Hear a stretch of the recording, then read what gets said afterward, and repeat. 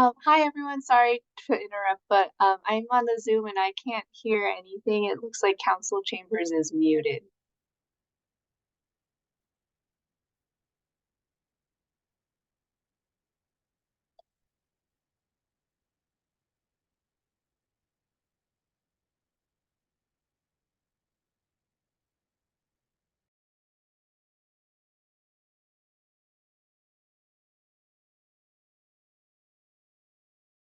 But, good evening. Sorry I'm late, guys, but I'm here. Yeah, how about now? It sounds great now. Thanks, Eric. Sorry, folks. Proceed, please. Yeah, I just started with my introduction. But, okay. Well, yeah, hi. I'm Nick Bauer with the Capital Area Regional Planning Commission, environmental engineer there. I've been, at least on our side, spearheading the green infrastructure plan for Black Earth Creek watershed. So as maybe he alluded to already, but this monitoring program that we're here to talk about is kind of has stemmed out of the work we're doing in the watershed and along the stream. So again, apologize if you covered any of this already, but this here in front of you is kind of an overview of the green infrastructure plan for the Black Earth Creek watershed. Real quick, just kind of the big goals of that plan is looking at flood protection for communities, the water quality benefits to the streams, recreational, economic, ecological benefits to the entire watershed. City of Middleton having a small area in the headwaters of the watershed, hence why we're here tonight. Go ahead. These are the project partners. There's several entities within the watershed, as well as other nonprofit groups, things like that. On the bottom of the three groups that did the brunt of the work for the actual plan itself. So just a little background there on the plan. Go ahead. Of course, pretty pictures, green infrastructure. I think everybody here is probably pretty familiar with that. So I'll skip that part of the presentation, but just this is kind of the focus of that watershed plan is implementing these sorts of practices. Go ahead. Excuse me. So this brings us to the monitoring program. You can see on the map, that's the watershed. You kind of have to trace yourself, but more or less within the area that surrounds the four dots, the two green, one yellow, and one white. Those are the four existing monitoring sites within the watershed. On the far right, near where that blue circle, that blue circle is Middleton area. So that's kind of the edge where Middleton rests. So we have an existing program out there already. The funding for that's coming to an end. So that's kind of really the takeaway here is, trying to get funding back in place so we can continue this really valuable program that we have for the watershed and for the streams. Obviously with the monitoring, we're looking at water quality, flow quantity, quality and quantity data, how that impacts fisheries. Obviously this is a very important and highly prized fishery, Black Earth Creek, as well as many of the tributaries there. Geomorphic data, urban development impacts, response to climate change. I think everybody here is pretty well aware of, what's going on with those, and then how the non-point runoff can impact the stream. So again, that monitoring is really important to collect that data to really know what's going on with all these different things. So next slide, please. Monitoring supports conservation. The more we know, the more we can protect, the better we can keep these streams as far as quality and quantity and all that. The more people are going to use them, the more people use them, the more they're going to value them and so forth. So don't quote me, but I'm pretty sure that is Eric on the top left. Maybe you can confirm that at another time. Just kidding. I have no idea who that is. No. When I retire, I will fish. Okay, well there we go. We know where it is. That's good. I fished that spot. I never caught a fish there like that. Okay. Well, but the other side of the bridge is great. That side, forget it. Yeah. Oh, good. So yeah, go next slide, please. Again, a highly valued water body for many reasons, right? It's an outstanding water resource. It's a class 1 trout stream, class 2 in other areas. Largest known spawning areas are in the upper reaches, again, near where the city is. It has a lot of regional recreational assets and value there. that obviously is tied to the economic value. So next slide, and Nick, jump in here wherever you'd like to. Okay. There's been a lot of historical investments in the watershed and along Black Earth Creek in particular.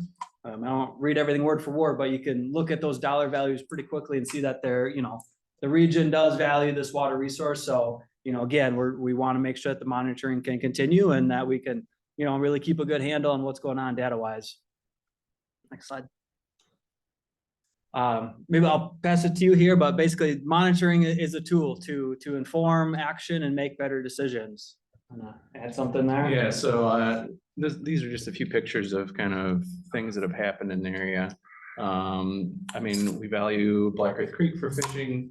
Of course, it's a fantastic fishery, but some of the issues that we've had in the last several years are we've had major flooding. And if you look at the map on the left, that's kind of looking at where temperature and rainfall is going based on current models, which means that we're going to be seeing more of this, possibly more potential flooding, higher temperatures, things like that that can really affect the watershed and the creek as a whole. Next slide.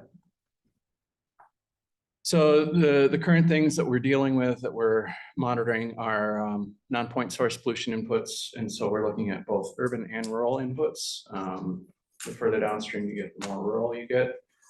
So we're looking at a lot of the inputs from farm and ag, but there's also a strong urban component. And as all these villages and cities and townships expand and growth happens in Dane County, we have a much larger impact from the urban side of things, which is really important.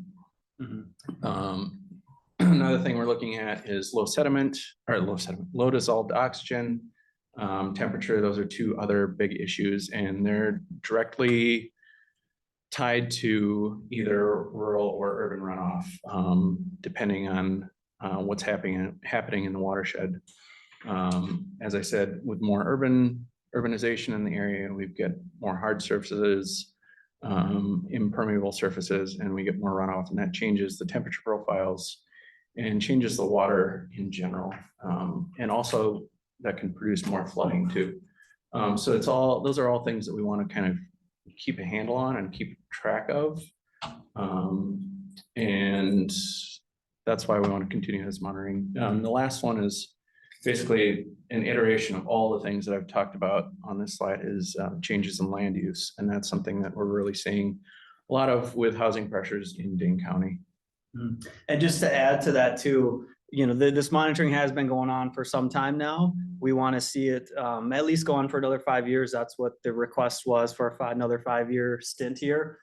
So just having this data continue year by year, continuously, as well as grab sample sort of thing, and really generating that long term as well as a short term, but just identifying those trend lines so that we can really, see what the impact is long term on all the development happening in the area. Next slide. So we got 3 gating stations you're going to operate. Continues that, or 4? 4. So currently we have three that are running on the periphery of Cross Plains. So one that's monitoring what's happening in the upper part of the Black Earth Creek watershed, one that's monitoring what's happening in the Brewery Creek watershed, and then one that's downstream of Cross Plains that tells us kind of what the village input is. And then we have another station down at Black Earth too. And that's a long-term station. Yep, but we'll be upgrading that with water quality parameters as well. So right now you're collecting stream flow and sediment, or just stream flow? Stream flow, currently it's stream flow. All the water quality parameters that you would normally have from a YSI. So you have dissolved oxygen, temperature, turbidity, and specific conductance. And then we also are collecting TSS and TP and ammonia. So you got continuous DO? Yep, we do. So if the fish kills probably occur from manure runoff and frozen ground, so that would show up and indicate potentially what reach is coming from. Yep, exactly. We've been able to track a couple different fish kills that the DNR's asked us for data on. There was one last November that they weren't able to get out to sample for until I think 2 weeks after the event happened or something like that. And we had ammonia samples from that event, and also TSS samples and DO samples, continuous DO. And so we were able to tell them exactly which branch that the ammonia was coming from, because it's a combination of things: ammonia, low DO, influx of deoxygenated water from the surface, things like that. But we're able to tell them that it specifically came from the Brewery Creek watershed and not from the upper reaches of Black Earth Creek.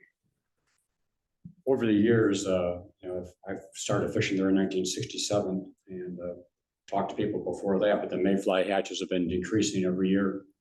And used to see a good mayfly hatch and hexagenia hatches in the reaches. And essentially, I haven't seen any mayfly hatch for years. And the hexagenia hatch, I stopped fishing it a number of years ago because it's so sparse. And even caddis hatches don't seem to be as frequent. Any of the monitoring you're going to do, that's a different ball game. That's a little bit different ballgame, but we've been talking to the DNR about potentially getting some sampling funding to do pesticide sampling in the various reaches of Black Earth, the upper part of the watershed, basically. So Brewery Creek and Black Earth Creek, to look at specifically those problems, because Andy's brought it up several times about the same issues and issues with neonicotinoids and other pesticides that can be prevalent in the watershed. And then also, I mean, that's something that you see with agriculture, but also there's an urban component of pesticides too that we are going to try and track, depending on how our talks with DNR go and how funding potentially goes with them. Some people, personally, used to fish Black Earth Creek all the time, longer than I had. Once the sewer treatment plant in Cross Plains was expanded, he noticed a decrease in the amount of aphids. So I don't know if there's something their secondary or tertiary treatment when they added that back in the 70s that could cause that or not. Yeah, I'm not sure how that would show up. Excuse me. To get a little more in the weeds on that, I did a survey. I ran a sort on all the mayfly, all the insects taxa for each sample since 1980, going back to actually 1960. And we found some species. Well, one very sensitive species, ephemerella, is no longer there since 2012, and their numbers are good. But we are looking at that in relation to this. But this slide up here shows the DO. This was just a subset of last year. We had more runoff. Shows the number of times that the criteria DO went below that. So is it that, or is it like Nick said, neonicotinoid pesticides or something? So it could be manure runoff as it just crashes as DO and that causes a fish kill, but something else is killing probably the mayflies. Could be. Yeah, probably is not the manure runoff. We're Mike Miller with DNR is looking at that, and Yeah. we actually have another grant in to bring that to the fore. right now, yeah, that's not something that this particular study is focused on. We're hoping to leverage this study with the DNR to maybe add some pesticide portion to this. For right now, we're focused mostly on water quality, such as temperature and DO and TSS, ammonia, total phosphorus, things like that. A lot of it to look at what the kind of the urban fingerprint is, and how that's going to be changing the watershed in the future. How much of the watershed is in Middleton? 6%. It's a small area. I forget the acreage or area. It's a couple percentage points. It's I believe. I thought I saw Hidden Oaks drains into it and the industrial park. Just the west edge of the industrial park, really, and Hidden Oaks. It's not that much. And I don't know if the city has plans to move westward. It seems like we are. No, Maybe not, yeah. you're going north, Yeah, it does say. north that. of Middleton Hills. Yeah, Westward's in the town of Middleton.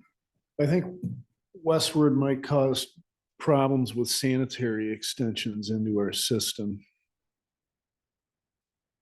And doesn't the state or Dane County, someone own the Hillenbrand Farm now and want to expand Old Lake Middleton, which is sort of obstruction. Yeah, I mean, there are various impediments to move west. So I don't think we'll be doing that. are there thermal impacts from that, the Lake Middleton area, just west of town, the Heinrichs farm? It's possible. I mean, we have to look at we have to look at our data kind of over time. And the longer we can build that data set, the better we'll be able to tell. There are thermal impacts just from having a shallow lake. It's something that we see more and more in urban settings with, say, like retention ponds. There was a study done back in late 2009, I think, something like that. There was a temperature report that came out, and basically what came out of it is they were looking at retention ponds and how much they can affect Black Earth Creek. And in reality, at that point, there were very few of them. And Black Earth Creek is such a cold creek and it's groundwater fed that it didn't really have an effect. But if you move forward in time and we have more and more of these on the landscape, what happens is you have a large storm, you have a buildup of water that sits in these retention ponds and is slowly draining in. A lot of that water is sitting there, it's warming up day after day. And so that can have an effect over time, the more and more of these that we have. So just having that lake there does have an effect on the temperature. I don't know how much it is right now. Yeah, Yes. I was gonna say, I've measured temps there with, it's in the temperature out of that is, in the low 70s, but then the springs kick in, known as the Fesky Springs there east of Cross Plains. And then that's where Black Earth really keeps its, has its water. It's classed as outstanding resource water all the way to the headwaters. But, the flow really picks up when it gets east of Cross Plains. So to answer your question, there is a warm water component there. I just studied all the stations in the state of Wisconsin, and Black Earth Creek has one of the highest base flow streams in the state. 9% of the water is from base flow, so Right. anything we do isn't going to affect the temperature of the stream at all. That's partially true. I mean, that's what we're kind of wanting to monitor. That's because there's such pressure for housing and urbanization of the area. The thought is that over time that can change from a stream that's highly fed by base flow to a stream that is being more and more affected by runoff. Well, certainly Cross Plains is growing, and what I was referring to, what Middleton is doing their share isn't going to affect the stream temperature, but Cross Plains is growing much faster. And probably Mazo in the future. Is there any other comments on? Yeah, I guess I've got questions on the actual finances. It's not, USGS is going to contribute some. Mhm.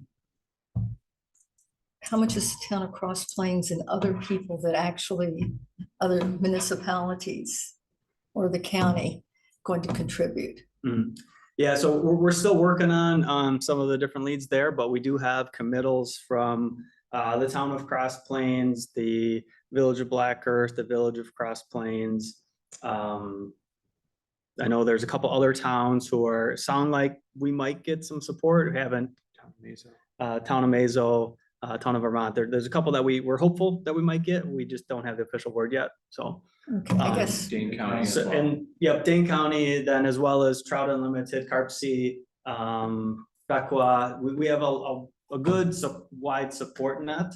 Obviously, the goal is that everybody within the watershed is contributing. Certainly that's just not the reality, and we understand that, but we're here and likewise at other, bodies trying to make a pitch. Okay, I guess I would, since there's very little of the city of Middleton in the watershed, I'm concerned with, are we paying a fair portion compared to the other cities? And I I'm guess not quite I'm sorry. getting that from the numbers I saw in the thing. Yeah. And I guess I want to walk you through kind of our rationale and how we arrived at the number we requested here. We, as a steering committee from the Black Earth Creek Watershed Green Infrastructure Plan at the beginning, I mentioned, as a group, we talked about 6, 7, 8 different ways to slice the pie, right? We looked at population, we looked at area of impervious area within the watershed, and really just kind of tried to look at it from different angles. Say, okay, what is fair here, right? Should Middleton with a small sliver pay as much as Cross Plains, who their entire municipality is in there? Maybe, I don't know. At the end of the day, we decided there's no, however we slice it up, there's going to be some parameter, some angle that just doesn't feel right. So we said, you know what, instead of trying to slice this up and slice and dice, let's just ask for the same amount to everybody, and then let the municipality say, that's too much, but we'll give you this. I do want to make that clear. We had our request for 8,000 over 5 years. If you guys see enough value to give some lesser amount, we're gonna accept that, with a lot of appreciation. So just to keep it simple, we did ask for the same amount across the board. But then again, if you guys are inclined to support at a lesser amount, we certainly would accept that. And this request is 8,000 for a total of 5 years or 8,000 each year? Per year. Per Yep, year. per So year. total of 40,000. Correct. Yeah. And is there any usage data for, it's such a hotspot for anglers and whatnot. Has there been any surveys about usage and who's getting benefits from this stream? Yeah, all the data goes onto USGS's website. It's all publicly available. Anecdotally, we know people use it. Do you want to speak a little more to that? Yeah, so there's a couple water data websites that you can go to. One is, so now we have a lot of cameras at our various sites. It's a site called HiViz. And you can go there and you can look at what the stream is doing, either during a storm or any time of the day or night. And then there's another site that has kind of all of our water data and water quality data. And you can also set that up to have alerts. So if there's something that you're concerned with on Black Earth Creek and you want to know about, if it happens, say like the DO drops out or the water's rising or something like that, it can send you an alert via email or text from that website. Yeah, those are awesome. And I've used some of those before too. They're great resources and I'm glad the data are publicly available. To clarify, I was wondering in terms of sometimes for areas that have high recreational benefit, there's been like user surveys and understanding the number of people that use it and where they're coming from. So what I was trying to get at is, despite the fact that Middleton doesn't have a large portion of the watershed, the people of Middleton get a large benefit from this ecosystem. But if those data don't exist, that's neither here nor there. The data like that specifically doesn't exist, but there have been creel surveys and DNR surveys, economic survey for angling in the driftless region. But the thing that's really blossomed in Balloon is the use by paddlers. So, and also hiking along the Wolf Run Trail. As you probably are aware. One of the other things that the villages, the upper watershed really influences the downstream. Most of the spawning occurs in the creek, in the upper reaches. But the big use actually is becoming the paddling. So we have a more diverse, recreational use. Thanks. Does that help? Yeah, Thank you.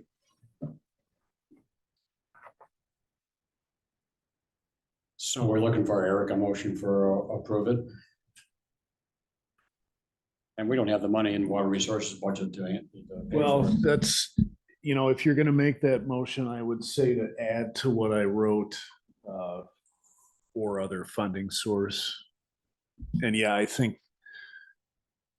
you know, we're kind of beyond the budget for 2024, and I'm not real optimistic, but maybe if we make the request, it could come through for 2025 and the remaining years potentially, if you're amenable to it. So this would have to come out of stormwater utility budget? No, I don't think so. Well, I think it would could you come out of water refresh me on- resources budget, or How much? We've got budget for maintaining storm sewers and all of that. Is that the budget it would be coming out of? in our last discussions, we removed everything from water resources operating except for the stream gauge monitoring for the main gauge on Pheasant Branch, I think. And we're funding our other gauges through TIF, Right. and we did that on purpose. I thought that should remain with water resources and not in stormwater utility. And we moved all the permitting costs and all those other costs to stormwater utility. Or at least that's our recommendation. I mean, that's still Okay. going through finance and council. So I guess I'm not familiar with what is the current budget request for water resources in the 2023 budget? I'm not sure I can tell you that offhand, Susan. It's maybe $20,000. But it's the only item in there is for stream gauge monitoring of Pheasant Branch, Okay, so this would be competing with that or in addition to. or in addition to.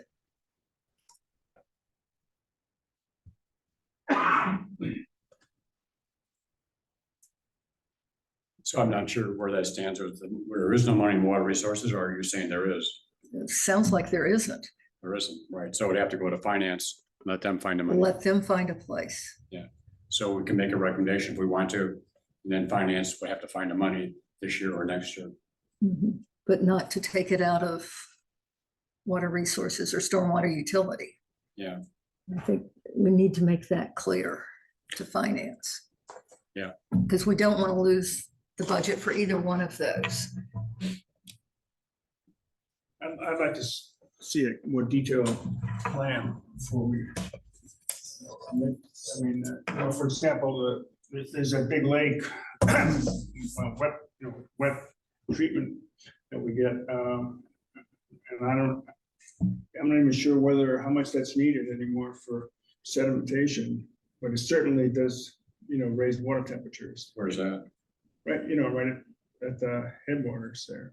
At the Heinrichs farm you're Oh, talking you're right about. there, yeah. Oh, yeah, Hidden Oaks goes into that. What's that? Hidden Oaks drains into that. Yeah, I know, but I wonder whether, That does raise water temperature here. yeah, and I don't know whether it's trapping anything anymore either, because, development's pretty well developed. Anyway, that's one thing is that Madison or is it? That's a county, it's It's a county. county-owned land, and the pump was operational until the 2018 floods, and since then, it's been open water. Yeah, but it is warming the creek though. Well, I asked that question, and Warren brought up there's a Well, I lot of forgot- base I forgot flow. about that one. That's a good size one. Yeah, Yeah. that's my question about it too, is it adding to? Yeah, and that's one of the things that we can look at a little bit more and build a regression of these long-term data sets being available to us. Since we've been monitoring at these locations since 2009, and then we continuously monitoring since 2009. And then we also have some other bits of data here and there that we can pull from previous monitoring efforts with other entities like DNR and Dane County previously. That's one of the things that we propose doing, is looking at long-term regressions of temperature and dissolved oxygen. On top of that, we're also trying to look at how much the creek is going to be changing due to urbanization over those long-term trends. Are you going to the town of Middleton? Yes. Okay. We have spoken with them Because they previously. have the most interest in it. Yeah, we have spoken with them. We have not gotten a commitment from them on any sort of funding, but we, I guess, haven't, that door hasn't been closed either, so that's what we're still kind of trying to work with. I don't know what kind of more details they would have to provide for the. Do you have a project proposal from USGS for this? Yep, there is a project proposal. I could send it to you if you'd like. Yeah, I'd like to see it. And I think it would be helpful for finance to know how much each of these other entities is contributing. There's been a lot of research on that creek. Are you aware of any of that? Yeah, yep. I work with Bill Selvig and he's done some, and Randy Hunt and a bunch of other people that have done stuff. I had students who work, a lot of work there. So That's why we're kind of- this is not just for monitoring, it's one of your projects also, Nick. Both of you are to be doing Yeah, one of my other analysis, it's just not a monitoring program. It's not just a monitoring program. Previously, it had been, when the Village of Cross Plains paid for the whole thing. Up until this year, they've been paying for it, and that was just for their wastewater treatment plant. And they were, nice enough to continue to let the water quality monitoring go on, as well as the sampling that they needed, discharge and sampling for loading purposes. So that previously it had just been data collection, but now we're hoping to utilize all that data that we've been collecting to kind of build some of these regressions and kind of determine, what direction the creek's moving in. So could you send us the project proposal and then maybe a breakdown of if like Susan requested? Yeah. Then we gotta take it up again next time. Is that what you'd like to do? Yeah. We I can think certainly do so. that. Is that agreeable to everybody? Yes.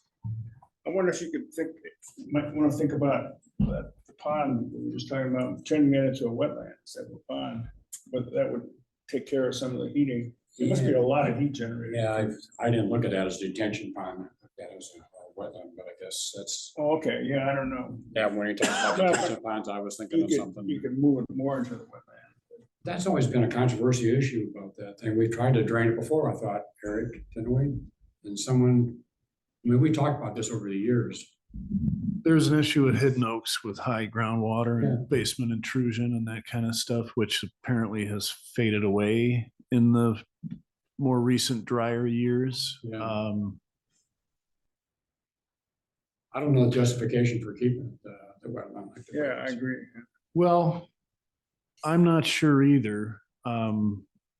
Is that site involved in any of the, Black Earth Creek infrastructure plans? Did like a lake bit of the- Or is that its own animal? Don't recall offhand, do you, Andy? I think it's its own animal, but in that, yeah, I mean, that's my impression. I know it's used by bird watchers and I saw some of the duck hunting right off the highway, and I think it's allowed by the county. Kind of the county, so it's mainly a county issue.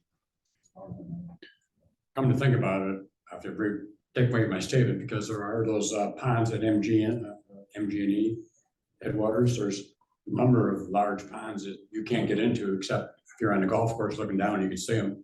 And they're pretty large. And then there's that gravel pit that's being mined, that's large exposed surface water. So Yeah, And that's a permitted discharge. Yeah. With some requirements on discharge, so. So I guess if you could send us that information. Yeah. I'd be happy to. Yep. Is that all we need? Come back next month? Yeah. I don't know if they have to come back or not, just send it to us and we can evaluate it. If you want to come back and present it, that'd be great too.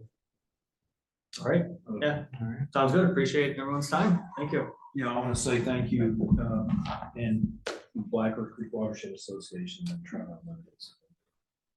Thank you. Okay, thanks for coming. Thank you. Everybody. Thank you. Have a good evening.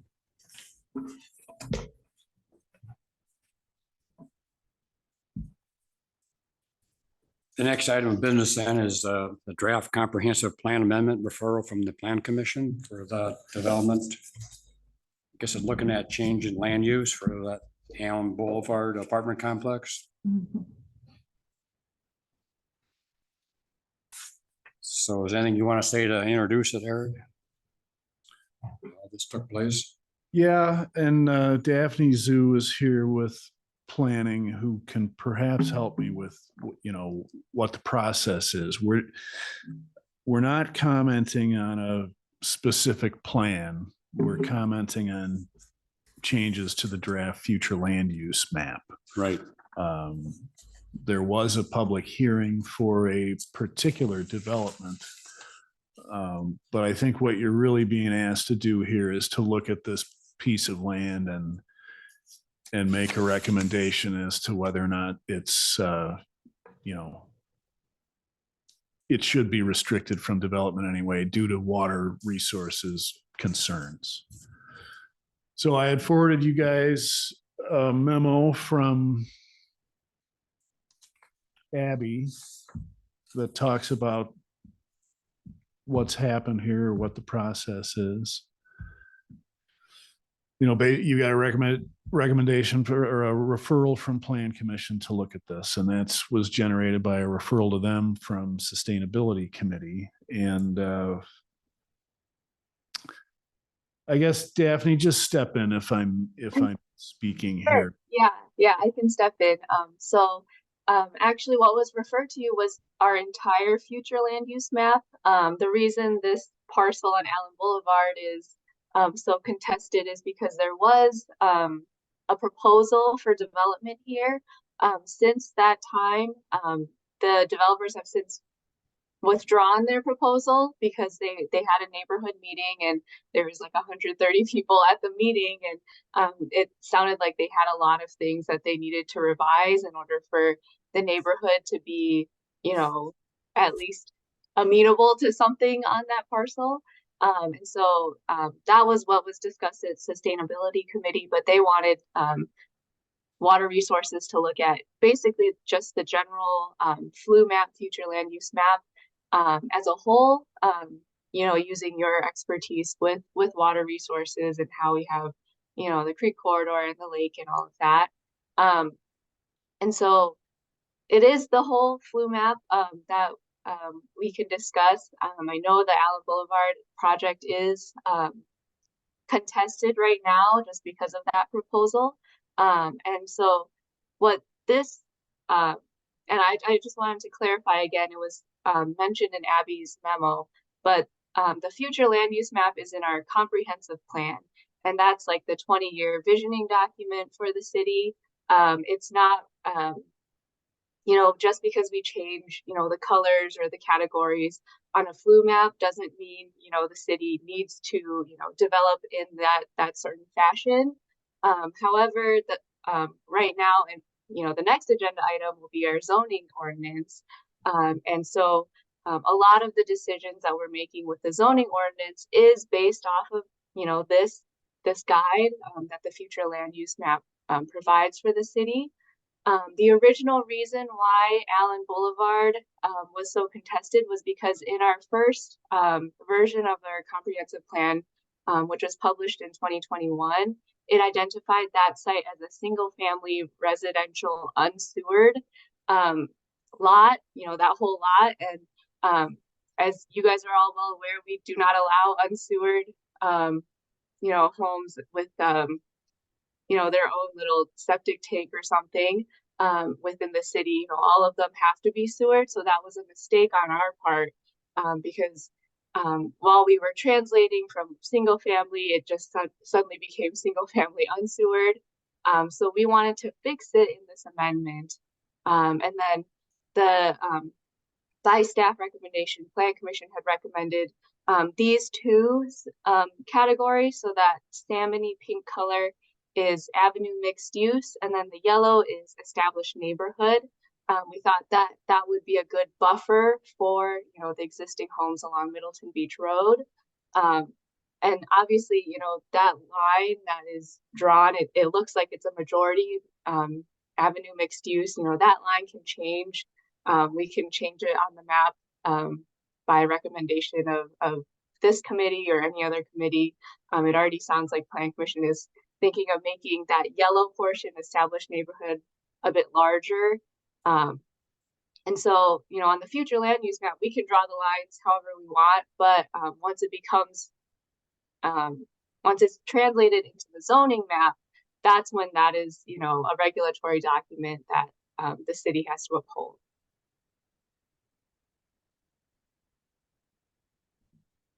Thanks, Stephanie. Mhm. So you guys have you received some comments this afternoon. There were multiple comments included in the agenda packet from the public hearing that Plan Commission had. I typed up my own comments. I also sent you comments from Warren with my responses to them. I'm going to pull something up here that zooms in on the site a little bit more. So I understand, Daphne, right, that they withdrew their plan? Yes, they withdrew their plan. So currently there's no development proposed for the site. Obviously, I think the developers might be waiting until after, you know, our zoning ordinance is adopted and all of that to, you know, propose something new under the new zoning. So that's why this process is important, because, you know, if, you know, whatever is proposed under the new zoning, at least from the water resources perspective, doesn't work, you know, that would be something very important for us to get right before, you know, a new proposal comes in.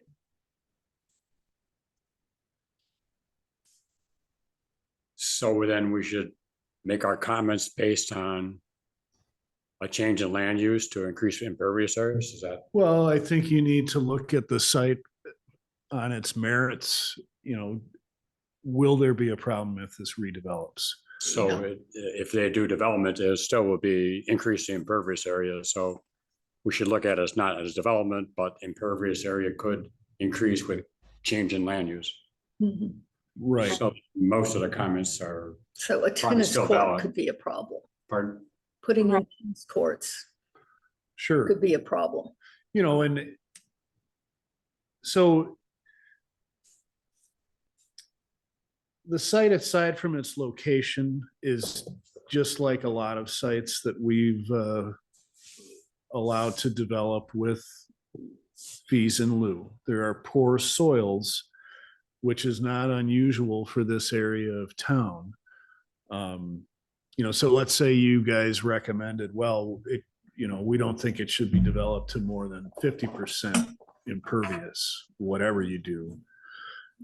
I would say chances are they'll still come for a fee in lieu request, you know, due to the poor soil conditions.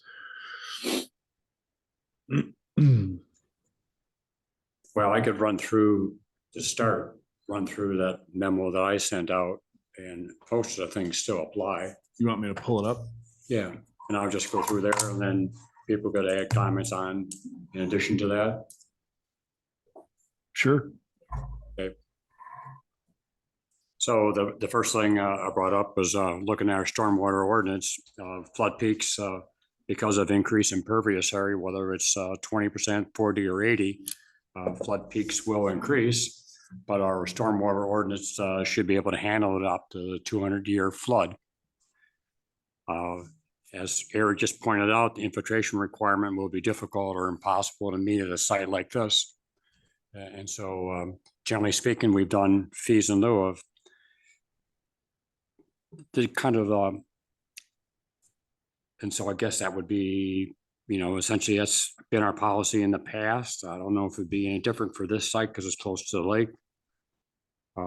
I thought it would hard time removing the TSS, but Eric says because of wet pines that we should be able to do that and meet that requirement. I think it's correct to say they would have to meet that requirement. Pardon? There's no exemption from this TSS Right, requirement. they would have to meet it, and you Yeah. think they could, even being with poor soils, Yeah, with biofilters. we would require them to meet it. Yeah, but they would have to meet it. Some things that aren't covered by the ordinance there, then I covered after that is, right now it's a green field and it's a highly impervious area. And evapotranspiration takes place, and that's that table I put together that shows when you get rid of evapotranspiration, you greatly increase the amount of annual runoff. And if you want to just bring up that table, the first one where it has annual runoff in 11 inches, we'll start with, on the bottom, there's the equation. Runoff is equal to precipitation minus evapotranspiration plus or minus groundwater.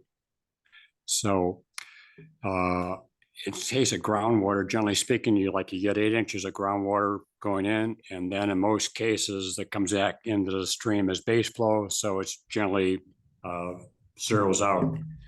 So the first one is a typical stream. All those stations in the state of Wisconsin with long-term data from 1969 to 2008, 2000.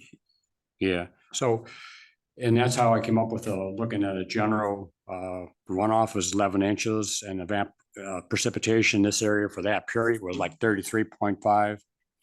And evapotranspiration then is the difference between the two, or 22.5 inches. And impervious area, that's just a general number that looking at gauging stations throughout the state that is generally small, less than 5%.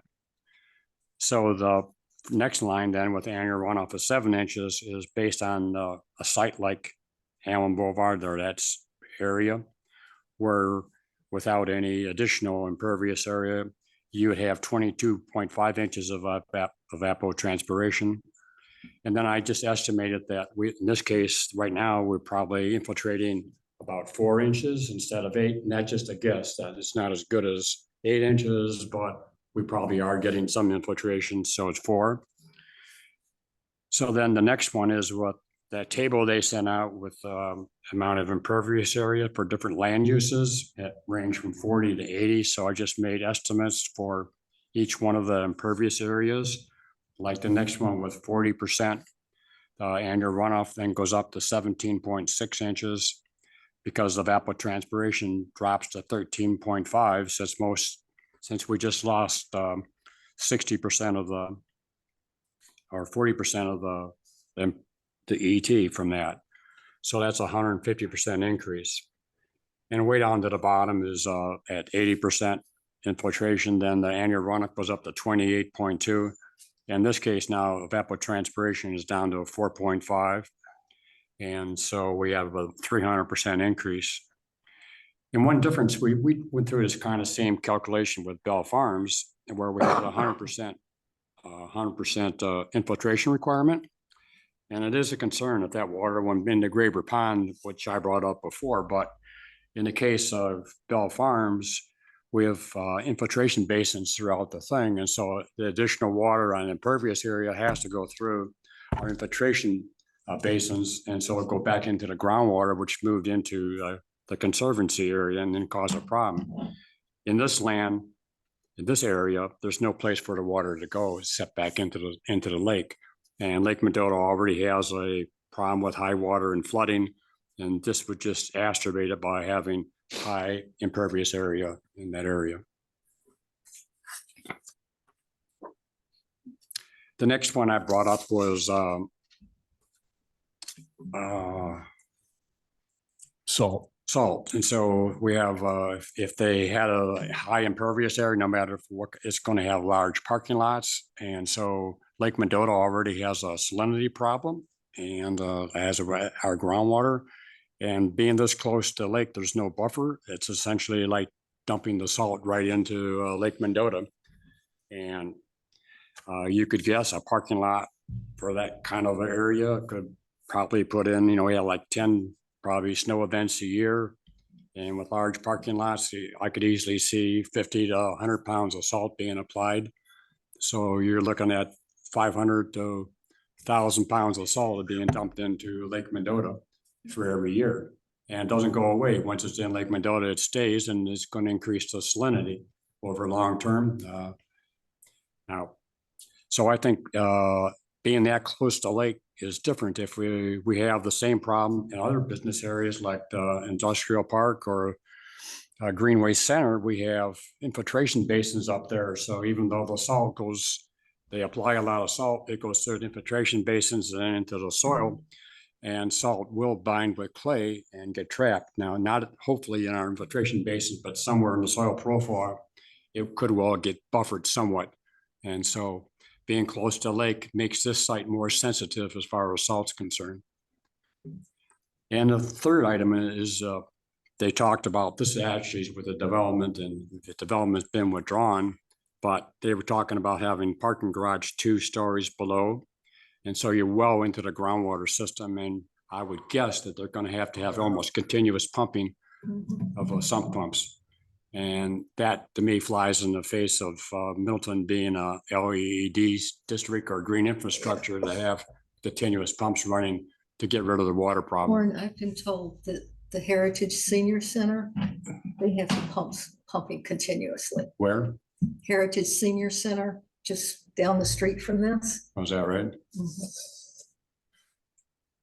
Yeah, I know I go to Harbor for years and they don't have any basements, but the whole building settled at about 3 or 4 inches. So Yeah. Oh, that's just not another good. one I've heard of too.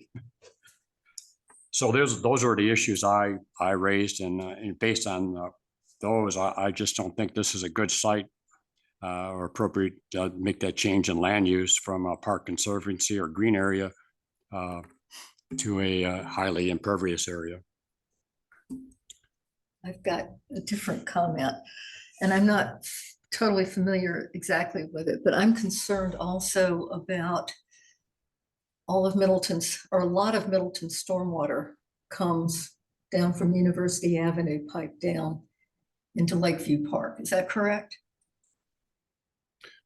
I'm sorry, say that again, Susan. The Middleton stormwater. Like from Tiedemann Pond, it goes up Park Street and then enters the storm sewer at University, which then goes down to the pond at Lakeview.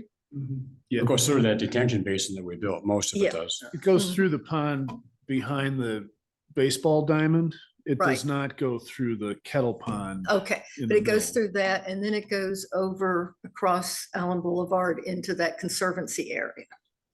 It's actually piped down, Alan.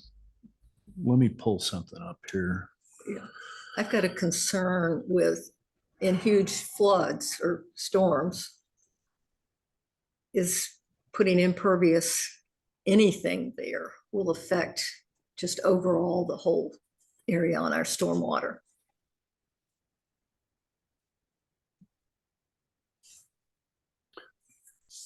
The groundwater table is about 3 feet. below Yeah, the land that's why I'm surface. So it's concerned. if you walk down Milton Beach Road and look in the ditch, that's the groundwater level right there. Right, And I there's always know. water laying in there. And if we've got a lot of water coming from the rest of the city down there, So you can't have basements there. no, you don't. They have houses on pilings. And Pardon? some of their houses are on pilings. Yeah. We got an email today about Oh, that, really? Oh, oh. going down So- 30 feet. Susan, if you want to look at your screen, Mhm. yeah, this is the storm sewer run. This is a detention basin that we Right. built right here. This comes down through a drainage way, crosses Allen, meets up with drainage from the north side of Allen here, Mhm. and comes across and through Middleton Beach Road right here. So it goes directly to the lake then, Well, or sort of? yes, it does. These Okay. are both wetland areas in here kind of that are retaining some water, but I don't, this ditch is not open to that wetland area. There's a berm right here. Okay. And there's 2 other kind of main storm sewer runs. Mhm. One of them in between this parcel and Marshall Park, and one of them Yeah. along Mendota Ave. Well, I know during the big flood, the mayor was telling me that Allen Boulevard was flooded and cars were turned all sorts of different ways. Where that was coming from, I'm not quite sure. I don't know. if that's true. She lives down there, so Certainly. she at least saw it. Certainly believable. What's that aerial use right now? You got the arrow pointing to that land right there. What is that? That's- This is area we're conservation talking land. That's not even, No, right. that isn't the part they're talking about changing land use for then. No, it's 21. this parcel right here. Okay. You know, the other thing I showed you, which I can go back to.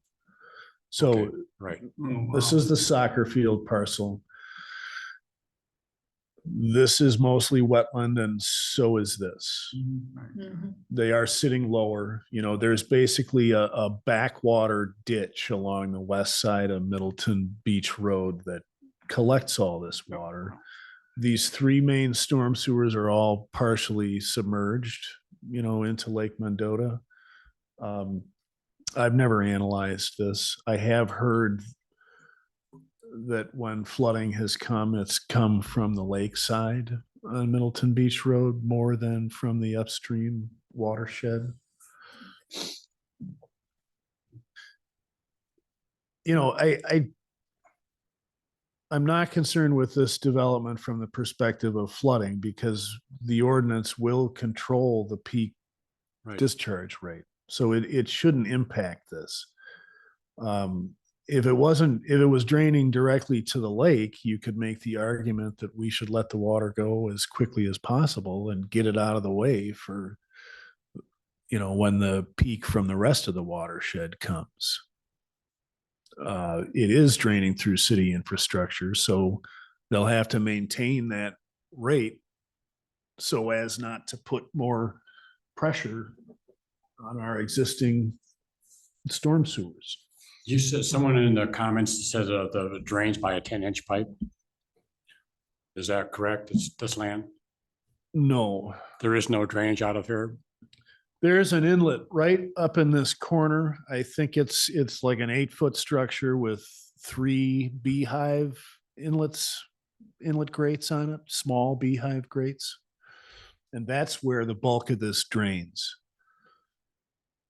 Because I at first thought it could serve as somewhat of a detention site, but you said that's not true. It drains very easily. It drains pretty well. It's not accepting runoff from Allen Boulevard, you know, or upstream. Those are both piped down here and down here. Okay. So this is the low spot of the site. And I did mention something like that. I had thought this might be classified as wetlands.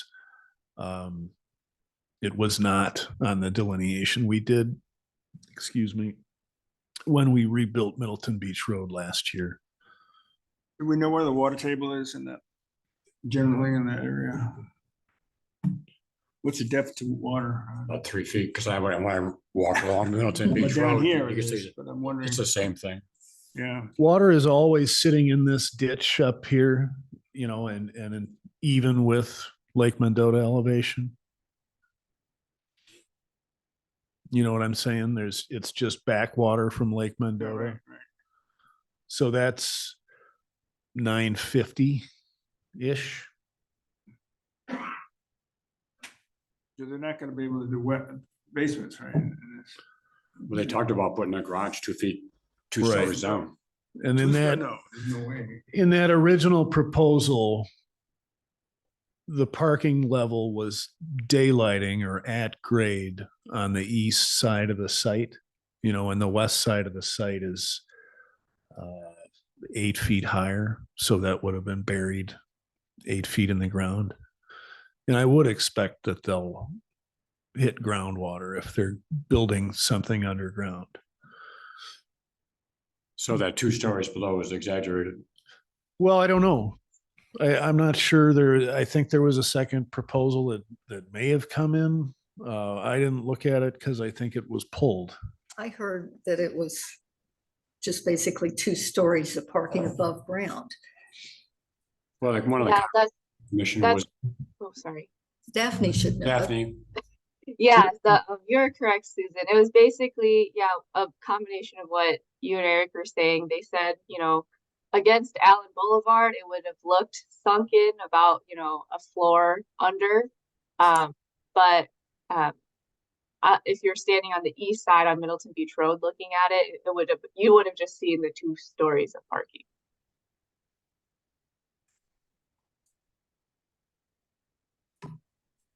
But we've got to decide how, or give advice as to how this should be zoned for the future. So is it, Daphne, is it currently zoned as single-family residence? Correct. It's currently zoned single family. So, you know, the developer could put in, I believe it could be like 15 or 20 single family homes. You know, it's a seven acre site, I believe. So they could fit about, you know, 20 or so single family homes on this lot. So, you know, either way, you know, impervious surface would increase. And Yeah. so with, you know, a more mixed use focus on the west end of the site, I think that gives the city a little bit more control over stormwater. Just because with single family, you know, we can't really do anything with that. But with, you know, commercial, we can require them to have green roofs and all those things. I think at least we have more leverage to have them do those things. Daphne, that's not correct. With any No? division, we can require stormwater. So if they wanted to put this in a multifamily condo lot or you know, a new single family development, we would still get to, you know, the stormwater management ordinance would still come in and we'd have those same restrictions. So how much impervious surface do you guys, since I'm not the water expert, think would be reasonable on here? If any? I don't know. I guess typical developments like the Meadows neighborhoods probably around 20% impervious or 30%, but the newer ones like Middleton Bell Hills, Farms is up to or Middleton Hills. 70, even. yeah, they're like 70 or 80%. So Yeah, that's, I've got a the more concern. impervious area you have here, the problems that we just brought up are going to be there. So I don't know. It's a delicate site as far as a lot of those issues. Yeah. I'm not sure what our goals should be tonight. Well, We raised a lot of comments and they could pass those I on think- to the plan commission for what that's. yeah, my only good direction is, you know, we need, if you're going to make a recommendation that's restricting this, you need to spell out a good reason so that we don't, you know, end up treating this piece of land differently than anything else. Well, it is a little different though, because it's close Yeah. to Lake Mendota, like those issues we brought up. So I think it And has to The be, kind of Then soil that it can- is. I think location makes a difference.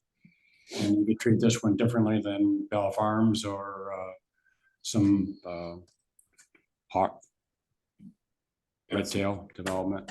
And not just because the location, proximity to the lake, but also the groundwater table. And I mean, there's several factors to go into this that make this a difficult location. Could we make a recommendation of impervious surface should not be increased above what it is currently? That would make sense to me. I think it's good use for a park conservancy green. And then Greenery. not specify a use, but just that Yeah. it's got to stay basically pervious land. That would be a good recommendation, I would think. I think we have to figure out where the water table is here before we do anything else, okay? Because if the water table is high, and this isn't a good year for looking, by the way. 'cause No, I it's know. Super dry summer, but if the water table is high and then you put all that infiltration in there, you're gonna have, Well, that's why I'm saying it should stay as pervious surface, Yeah, completely, percentage. Susan's thing was to stay as a green area right now the way it is. yeah. Yeah, to make Oh, it yeah, right. not increase the impervious surface at all. Right, we can't Oh, choose yeah. one, just leave it the way it is. Oh, yeah. But I'd like to, yeah, Because I don't think we can actually make recommendations on specific uses. But this certainly would be making a recommendation on how it gets used. I agree. I would say that I've heard enough from a variety of people in the past about takings and not, this would basically not allow any development on a property and drastically changing the potential value for the property. Mhm. And is that fair? Yeah, that's another, And I don't have an answer for that one. But I think there might be some real pushback.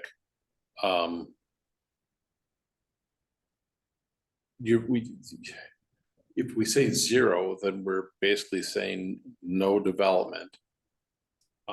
Whereas, as was pointed out by Daphne, there's a single family right now, they could, I don't know where 20 lots came in, Daphne. I haven't tried to even think about that. It would seem like you could do more than that. And yeah, Eric's absolutely right. We could impose certain things, but that would certainly have more value to the current landowner than zero impervious on that site. And I would think there would be a big pushback. And I think we have to try to weigh both sides and come up with something that would be reasonable middle ground, or at least I don't know if we can. Be good if we could try. I'm even thinking in terms of pervious surface, putting down something like a basketball court or a tennis court. Yeah. Is equally as bad as a house. Oh, yeah.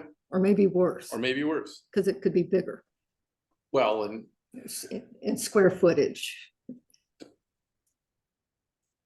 You could certainly, build a 3-story house. certainly if you're going to be building a 3-story house, there's more opportunity for asking for things to be put in to help with the situation, as opposed to Maybe 3 feet or a so. basketball court or what have you.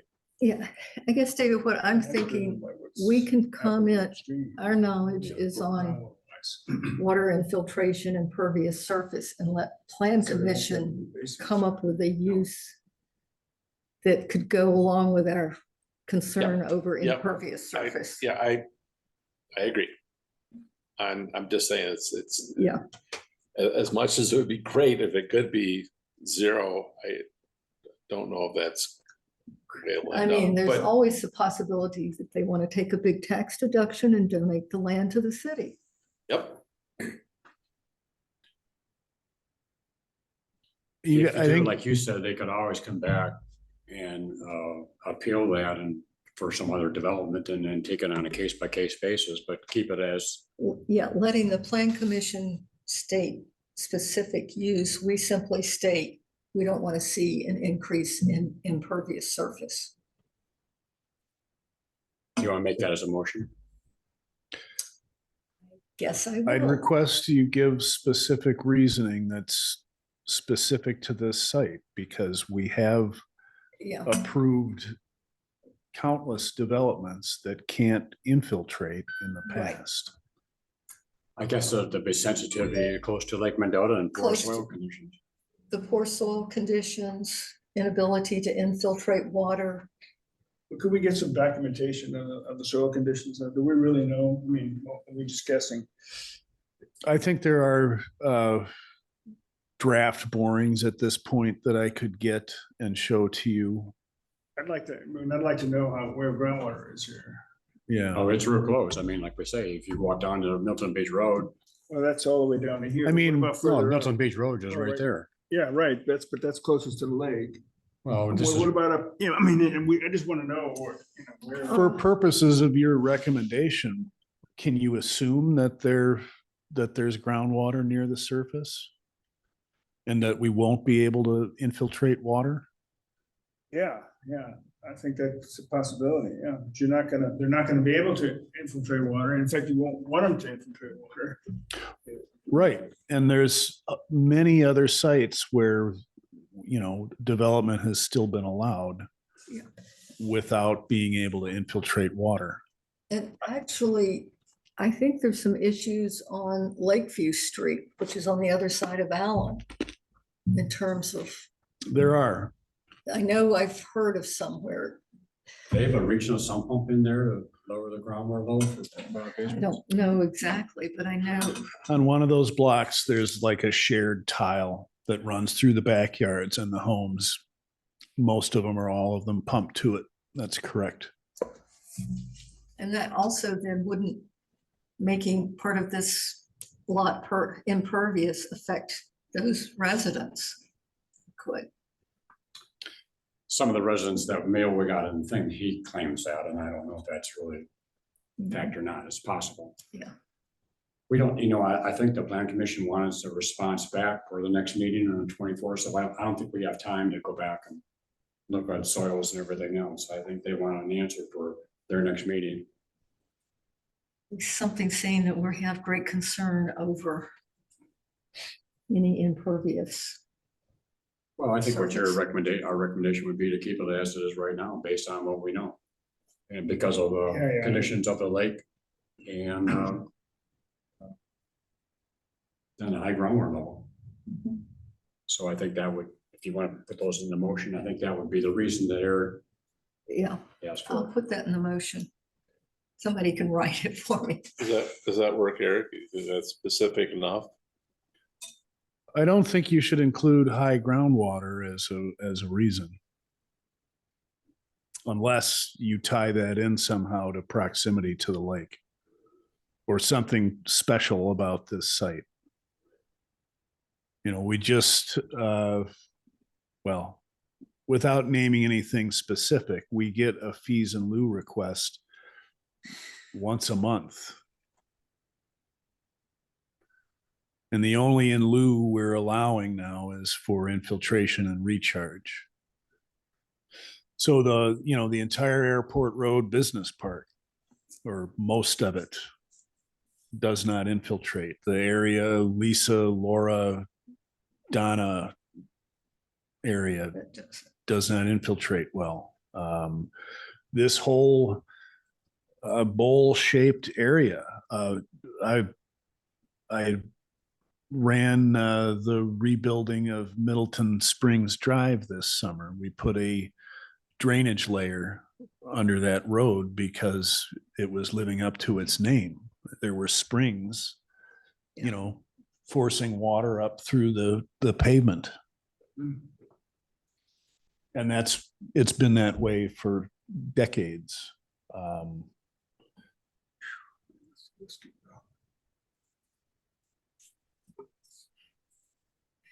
Whether your motion would, if you want to just have a sensitivity being close to Lake Mendota, you don't think groundwater should be mentioned? I don't know. I'm concerned. I think we do need to, Can we ask for some Use this. observations of groundwater? You want to look at the slope of land across here. What is that? Are these contour? Yeah. Those You are know what the- 1 foot contours. 1 foot It's sloped at about No.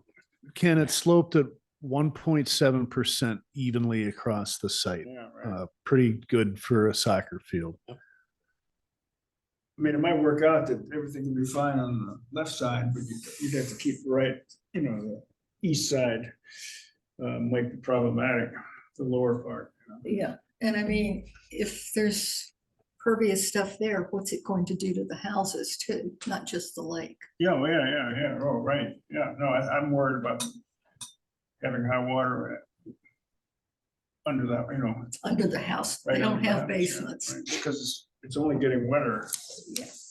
even though we had this dry summer.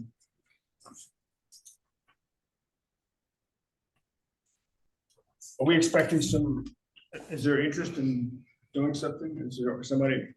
There's groundwater.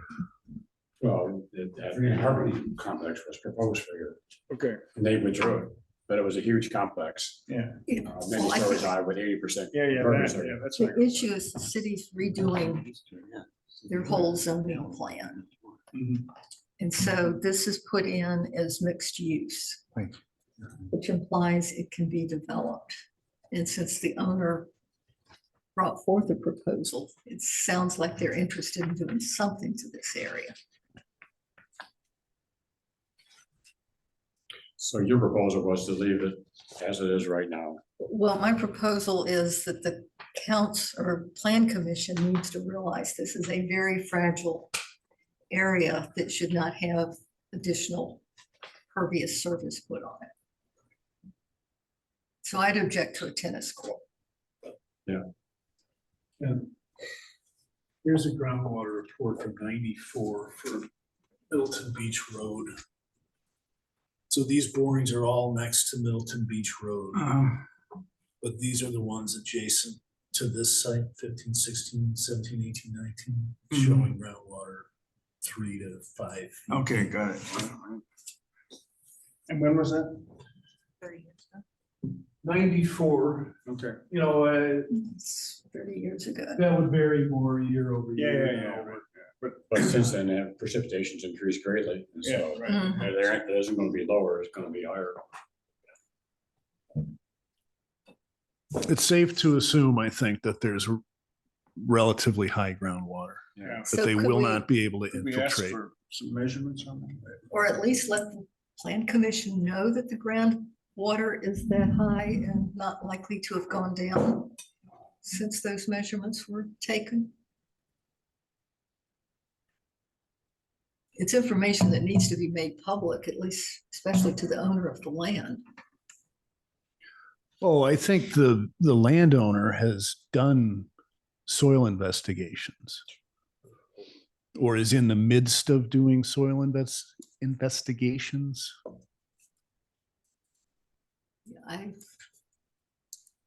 My concern would be if I owned that land and found out there was that much water and so on, would I really want to build a building on it?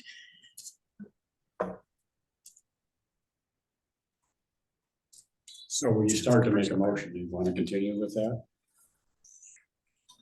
Yeah, I think we need to inform the Plan Commission of what the issue is at a minimum. A solution to it, I'm not so sure, but they, I think, need to know that it's got a very high groundwater. And the zoning should take that into consideration, and it causes risks for the lake and surrounding properties And it's sensitive area because it's close to the lake, so any runoff could have impact on the lake, so. and the impact on the lake and surrounding properties. So we should keep it as zone now because of these issues. Well, SO now is even for single-family homes, so I don't know if we even. They need to think about how it should be zoned. It got zoned in the Land past. use in impervious area, what they're asking for though, how much impervious area? Yeah, Yeah, and so it sounds like your recommendation would be to leave it as green space. However, it is zoned for single family, so if we zone it for, conservancy land or something like that, it is considered a down zoning, and that is a different legal issue that we would have to undertake. And then, as someone mentioned before, there would be an issue of a taking. And it sounds like the property owner is looking to develop the land. So there would definitely be a legal issue if we were to change the zoning to conservancy. Not necessarily mixed use, but it would at least have to be single family in the new zoning as I well. guess, Disney, what I'm trying to get at is not for Water Resources to make the actual zoning recommendation, but for Plan Commission to realize they need to consider the water table and how wet this area is and the impacts on what they, as planners, see as an appropriate use here. So maybe make a recommendation, we just say, hey, Plan Commission, this is a sensitive area because of high groundwater and close to the lake. And let it go in that, Give they a can lot let of them choose what good they want. reasons. Just make them aware that And there that- are issues in this that are unique. And that And pervious surfaces of any size will have an effect, could have a negative effect on the lake. or have the a groundwater negative system. effect on all of that. And I think the table that Eric just brought up here, though, gives what those impervious standards are for these different zonings. And Yeah. so it seems, if that I'm understanding that correctly, and so it seems that the minimum is 50. Right, yeah, the lowest density that we allow for single family is 50% impervious. That's the new proposed code, Daphne, right? Yes, yes, Well, this is the new proposed one. and since the new code is treating this a little bit differently, before they measured things by lot coverage and driveways were not included in that. Is that correct, Daphne? Right, driveways, walkways to the front door, those were not included under our lot coverage. Basically, it was only, principal structure, garages, sheds, decks, those were considered under lot coverage, but they didn't count driveways or front walkways. That's why a lot of the recent development along Middleton Beach Road, you've seen like basically their whole, um, you know, the side that's closest to Middleton Beach Road is completely paved because we don't have a measure to limit something like that. So now switching over to impervious, we have a better way to limit kind of front lawns that are just driveways. And this will come up in the next agenda item too, but when we talked about shoreland zoning last year, I brought up the impervious area standard and said that what I had measured on Middleton Beach Road, those lots are maxing out at 65% impervious. And that's not including the road itself.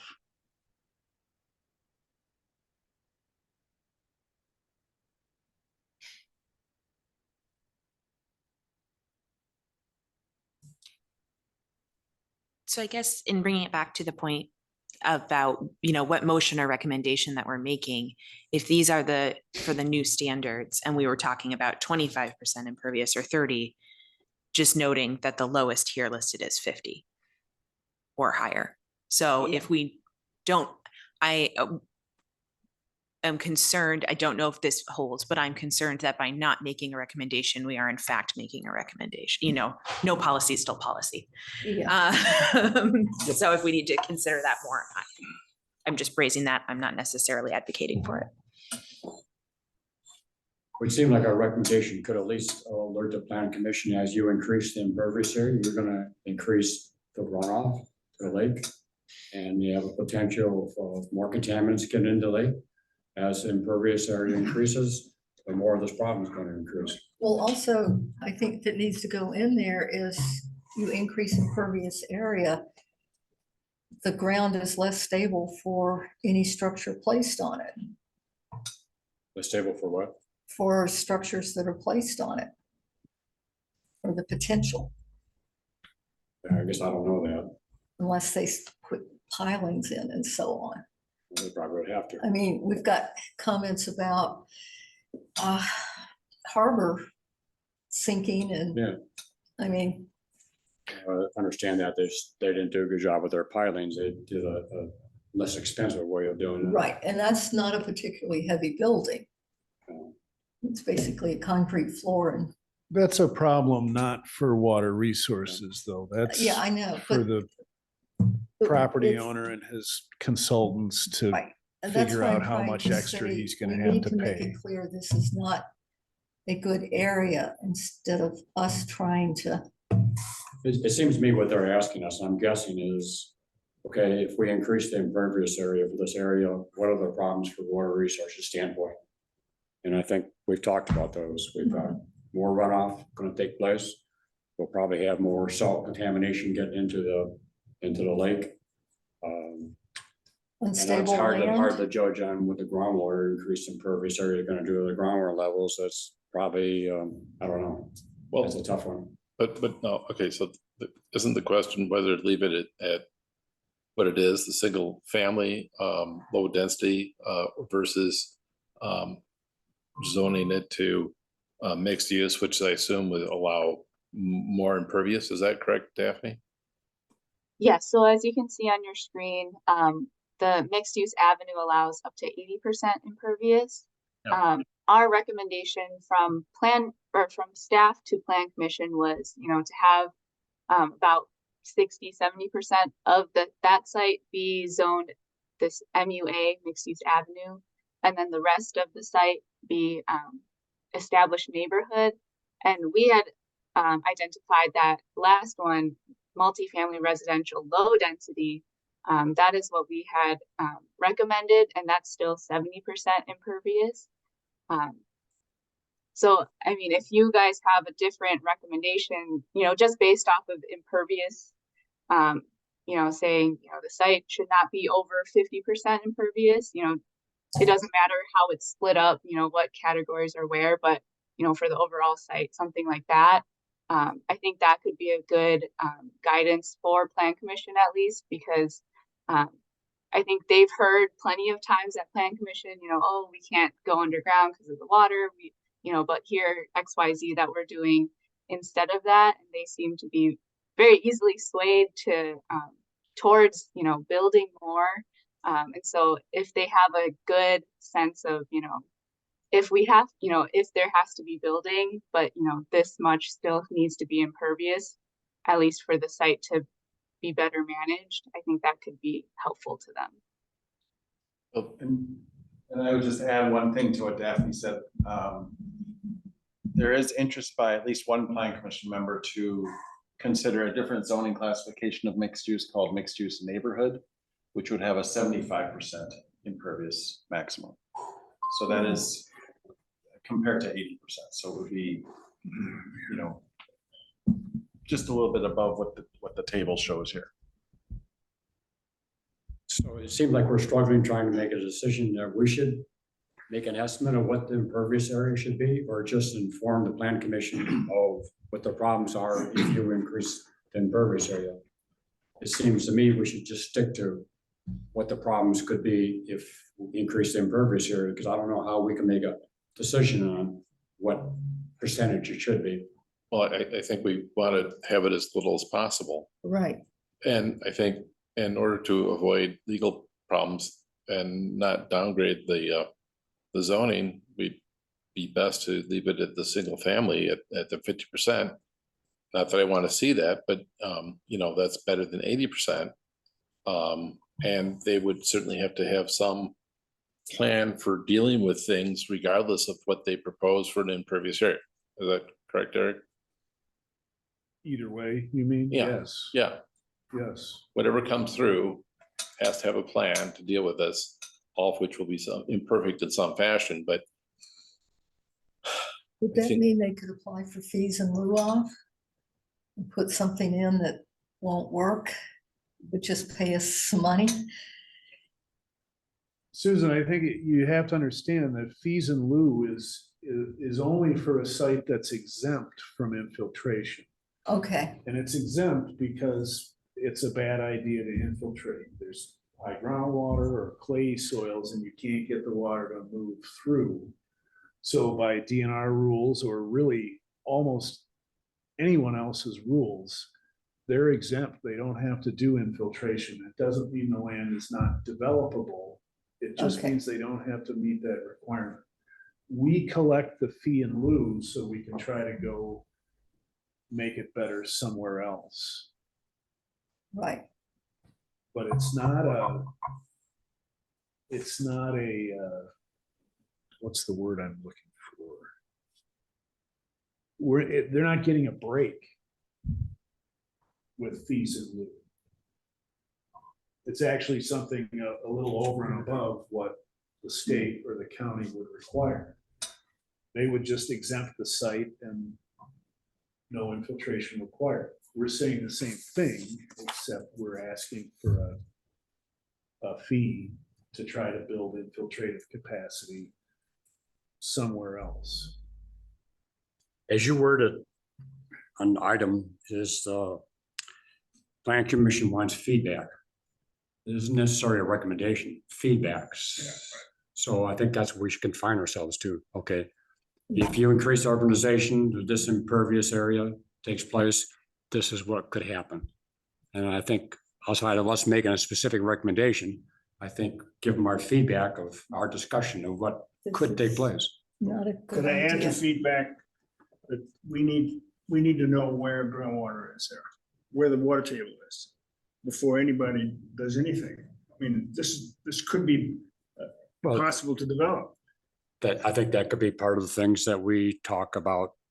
Our feedback is, groundwater levels are high. Yeah, That's a right. problem Yeah, yeah, area. yeah. It's a problem area. Yeah, It's, that's what I mean. right. I agree. So we got high groundwater levels. So We're close high to it's the not lake. We're developed. gonna increase Yeah. the Yeah. over annual runoff. And we have potential extra salt getting into the lake or toxins. Yeah, all this- So those are things that we've I talked agree, about. And I would And think, that's our feedback, is just provide them, and then they make a recommendation of what they want to do. but groundwater, we should be able to get that from any developer, because any developer going in there is gonna wanna know that before they start the project. They're gonna wanna know what they're dealing with, so they should be able to provide that with us, and we just make that demand upon submittal of their proposal. and that would be a part of a normal Yeah, submittal. That's up to them, though. They just, right now, Plan Commission wants feedback what the water issues are in this area. And groundwater is an issue. yep, absolutely. And increased runoff because of impervious area is an issue. And because of close to lake, use of salt is going to be an issue. And those are the things that I think Yeah. we ought to tell Plan Commission our issues. I'll second that. Okay, guess that was a motion. This one, you're gonna have to craft. Okay. I see two different, David wants to make a motion about, should we leave it as single family or Okay. allow Well, more? I'm trying to say that we shouldn't allow any more impervious area than is already allowed. By the current Yes, zoning. I would love to see it go down to zero, but I'm also, got this other foot in the real world, knowing that ain't gonna happen. And Warren wants to leave it as just a statement of what the issues are with the site. Instead of choosing a impervious area, is to just give them feedback of what the water problems are. I don't have a problem with saying that it's a problematic site, and these things have to be considered, and have us the smallest amount of impervious areas possible would be best. And leave that, rather than saying we want single family, but I think they're more or less both getting to the same point. And I mean, Daphne and Mark both heard our comments along with Eric, and I think the message will get back to the plan commission. Do you want to make an amendment to the motion then and say that keep it as less, the lower impervious area as possible? Yes, And these are the issues yes, as we identify them. right. And just make sure, Mark, I'm saying impervious, putting a tennis court in that area could be bad. Well, that would be covered by Lowe's Yeah, impervious. right, but I'm just saying, Yeah. as opposed to a building, Yeah, but we're not, tennis court is equal. But, so this is more for staff to understand. are you able to capture that in the motion? No. I'll give it a shot, Warren. I can't type that fast. No. The site is sensitive due to proximity to the lake and anticipated high groundwater levels.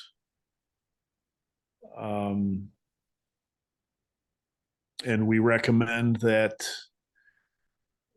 future impervious is limited to what the current zoning allows, No more No. than, no more than allowed by current zoning. Well, that's a change from what he said, low as possible. Yeah, well, Well, that's kind of assumed. yeah. As low as possible and no more than is currently allowed. but with staff, when they're interacting, can explain to potential builders, any increase in impervious surface is going to be a negative effect on whatever they put there.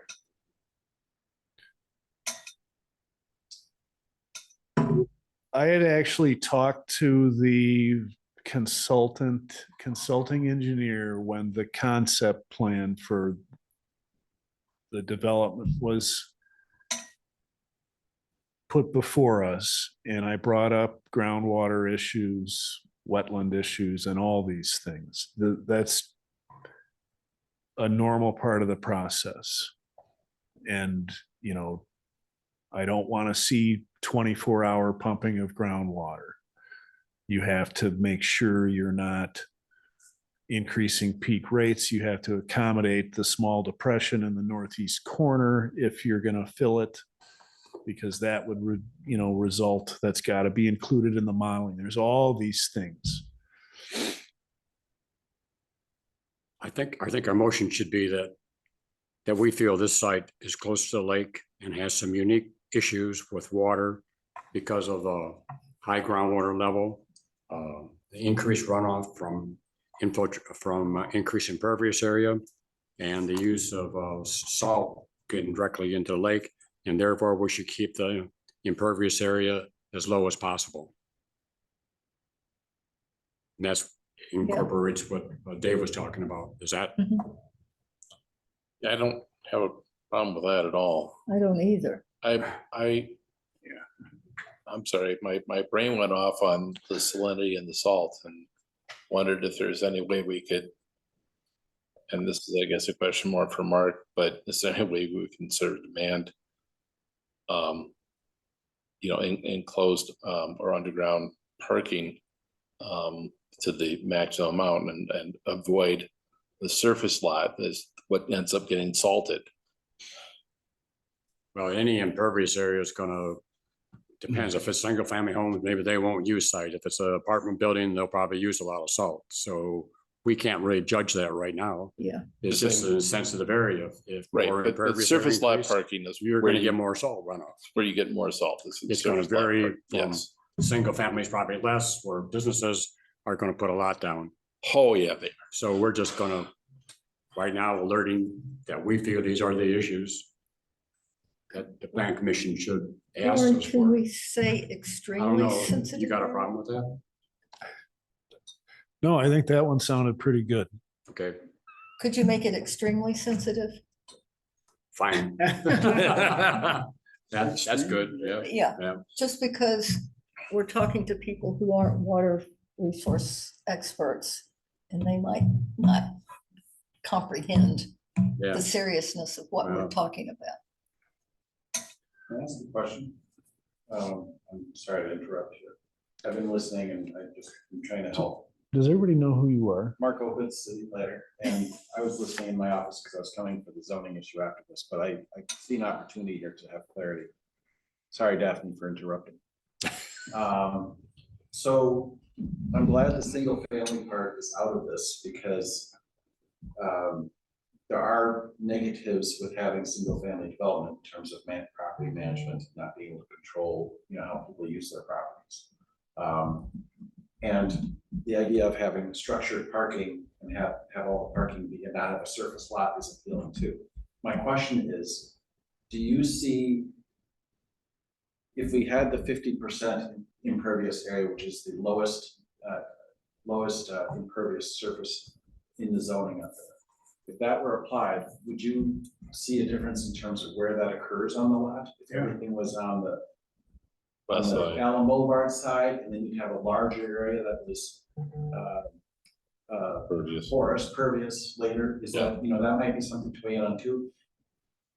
Just suggesting that, do you have opinions on that? I guess? Well, the annual runoff is gonna increase just as much by 50%, wherever it is.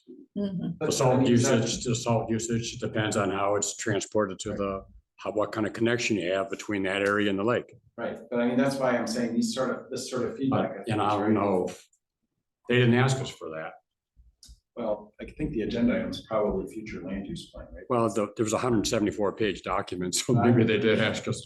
But I didn't read 174 pages. But Mark, if salt's going in on the Allen Boulevard side into that wet, mucky soil, it can still infiltrate down to the lake. It will move with time. So it will have an impact on the lake. Well, I made a motion. Is there a second? I'll second it. could we make a little tweak on it and just say it would probably be better to do the developing in the upper half than the lower half? I mean, I'm not trying to put words in your I'm mouth. further I'm away just from the lake. Curious how you feel about that. Well, that's already just been discussed, Mark, but it probably would be better to be closer to Elm Boulevard than to the lake. Close to the- Where's this gonna be? Okay. Don't forget, extremely sensitive. Okay, all in favor? I, All right, Opposed? I'm gonna give up. he's working on it. Oh, I was gonna take it off the recording. yeah, Do I we think need it that'd be best. restated for everybody? take it off the recording. You're Okay. good. Who seconded? Susan, I do. And the vote was? unanimous. Unanimous. All right. Whew. Good thing the crowd didn't show up and give. I was gonna let the crowd talk. I didn't give you a chance. Thank you, but I was glad I could send a comment, and I was able to bring that soil study that And thank you for both. That was helpful. Okay, thank you. I really appreciate it. Yeah, that would be helpful. Yeah. Next issue isn't any better. Late, man. Next issue isn't any better. Oh, I don't understand that one. Okay, the next issue is then the zoning code rewrite project. Yes. That's a different lecture group, so. Oh, come on. So Eric, you better guide us on what we're supposed to do. Yeah. So something's still outstanding.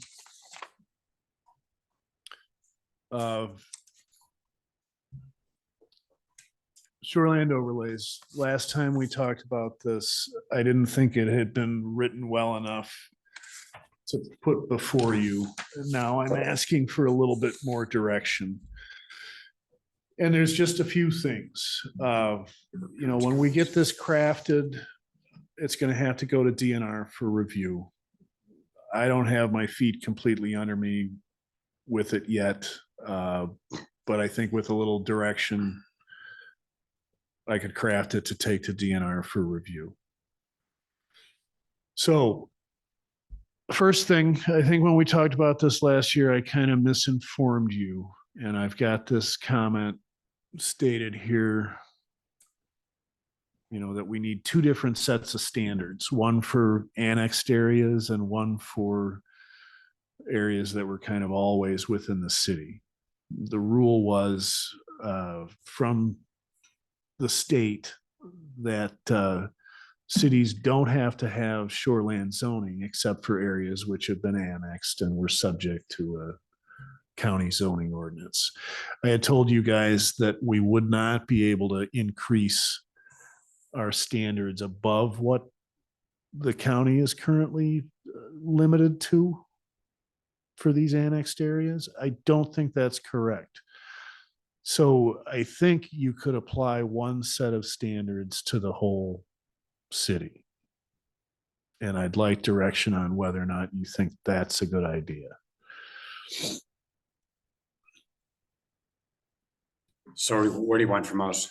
Well, nothing with that yet. Second piece of this is an impervious area standard. So the shoreland zone extends 1,000 feet. The impervious area standard that you recommended last year was a maximum of 40% impervious within this smaller buffer, which is only 300 feet from the ordinary high water mark. And that's when I brought up discussion about Middleton Beach Road and said the max houses on that road are 65% impervious.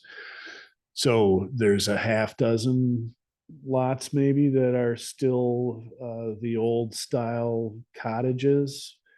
Those folks are going to want to redevelop You know, if we set a maximum of 40%, it could be viewed as unfair by those property owners. What I put in this current version is 50%. So And I'm asking you're for a saying within recommendation on 1,000 that. feet of Lake Mendota, Only within 300 feet. 300 feet. Yeah. Eric, could you clarify for the impervious surface on the lots that have been redeveloped, is most of that, what percentage is coming from things like driveways or that would have a possibility for having not being impervious surface potentially? Or versus how much of it those are structure about?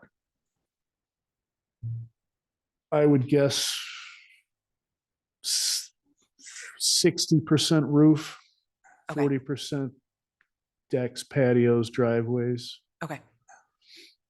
Thanks. So that apartment complex that was built next to Harbor, that fall within that 50%? It's not in the shoreland zone currently.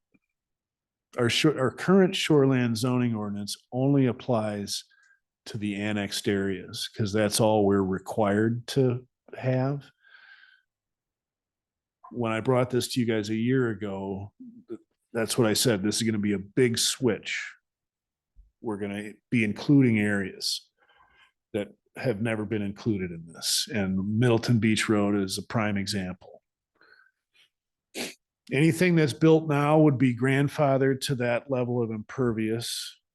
It only applies to that 300 feet. And if you're not the riparian landowner, if you're not the person bordering the lake or Pheasant Branch, which is true for most areas, you know, the city owns that land adjacent to Pheasant Branch Creek. So if you're not the riparian, your whole parcel has to be within that 300 feet for this to apply. The whole parcel has to be within 300 feet. Right. Daphne is in process of making a map which will show exactly which parcels are going to be impacted by this impervious area standard. And I think it's going to be important for us to have that before we take this back to Plan Commission and say, look, all these parcels are going to be impacted that weren't before. And just generally, like lots along Middleton Beach Road, I believe are around 200 feet in depth. And then Middleton Beach Road itself is around like 60, 70 feet wide. So that's already, 260, 270 feet. So most of Middleton Beach Road will be in that shoreland overlay. Someone mentioned the new apartment building on Lake Street. That one is around 350 feet away. So it is out, and that whole parcel is well outside of that 300-foot buffer. So this impervious surface would not apply to that new apartment building, even though it's it's pretty close to the lake, but it's outside of that 300-foot buffer. So how many new parcels would be affected by this outside of Middleton Beach Road? I mean, you don't know that yet, but you have a guess? No. There are a few parcels on Voss that Yeah. might come into this, even though they're not riparian, they're close enough. Right. Anybody bordering Lake Mendota. And beyond that, I'm not sure there are too many others, but Specifically, a few people, there's still a few cottages on the Middleton Beach Road. Right. And Those will be significant. I guess what I'm looking at is that we've got the majority of people have already redeveloped and gotten their 2-3 story area. I mean, non-cottage, let's put it that way. And done all this. And the people that still had the cottages, we're going to say, oh, yeah, you might want to sell this and let someone develop it. But now you're really being limited. And it's very few lots that are going to be changed over, and they're not going to feel like this is anything close to fair. And I just don't know that we're gonna be getting enough of a benefit to include the people that previously were not under this rule. And, you know, the few new places are not that big a deal, my opinion. What's the rationale for making this change? That we can't.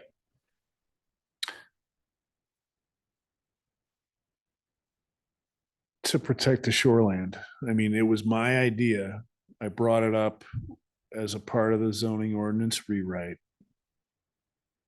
And I brought it before you guys. It's been more than a year now, really, since you truly looked at it. And I was, concerned about it from the perspective that David just brought up. But the recommendation was to move forward with it. Recommendation from us. Correct. But it would be unique and atypical. Usually a municipality does not dip their toe in this. You know, Dane County is pretty restrictive. Most municipalities don't have these kinds of restrictions on shoreland. And David's on the money. Most of these properties are already developed. It would impact people trying to, you know, build additions or patios closer to the water, things like that. I mean, there's some pretty expensive, pretty big homes on a small lot. And there's potential, I don't know what the land values are, but I would think that if you're going to tell somebody that they can't put a house up like their neighbors, that land value is going to go down, and you'll hear about it. Because the more impervious area you have, the more runoff you're gonna have, causing damage to the shoreline. Part of and it's still in our existing shoreland ordinance, part of this is just, you know, they want a vegetated buffer between the house and the water body. That was since actually removed from the requirements by the legislature. So you were allowed, you needed to have native vegetation on your shoreline for like 30, 35 feet back. And you were allowed to have a viewing corridor, which was 30% of your frontage or 30 feet, whichever is lesser. So part of this is an aesthetics thing of like viewing the development from the lake. Part of it is just a water quality thing. We don't want a green fertilized lawn just draining into the lake. And part of it is an impervious area standard thing of let's try to limit how much impervious is that close to the lake. But 300 feet is a short enough distance that it really only impacts lakefront lots and a few others. As far as Lake Mendota is concerned. And Pheasant Branch. And Pheasant Branch. The whole lot has to be within that 300 feet, not just part of it. Only if they're not the lot that abuts the creek. And that goes all the way up the North Fork and South Fork then too? Anything navigable, it would. So like, you know, the airport would be impacted by this if they wanted to expand the runway or widen the runway, I guess it would come into play. So your recommendation, you want our feedback on your recommendation at 50%? That was one of the things I was asking for. Approval? Or David could make a motion, which I think you're talking about abandoning this amendment, essentially. It just, I mean, yeah, it would be, there are a lot of things that would be great, but I don't know how realistic they always are. And I guess as part of this body, is not the one to make that decision, and maybe that's really left up to others on some of these things, such as the plan commission and the council, when they get it, because they're the ones who are gonna be taking the flack on this stuff.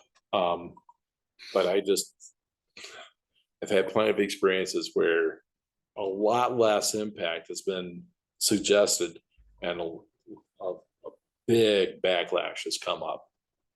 And so I just don't see, I appreciate trying to protect the shoreline as much as possible. And I don't disagree with the concept or the policy here and its idea, but I just think that it's not going to affect that many lots. And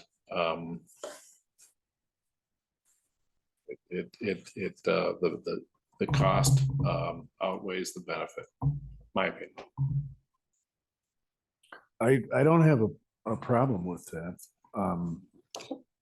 I think if we don't recommend something, no one else is even going to understand the proposed change. It's been a difficult process with the planning consultant to try to get this written. I don't think anybody besides this body will truly understand like the limitations it would place on a property and the concerns with, you know, that change. It's a big change. It's unusual. It's atypical.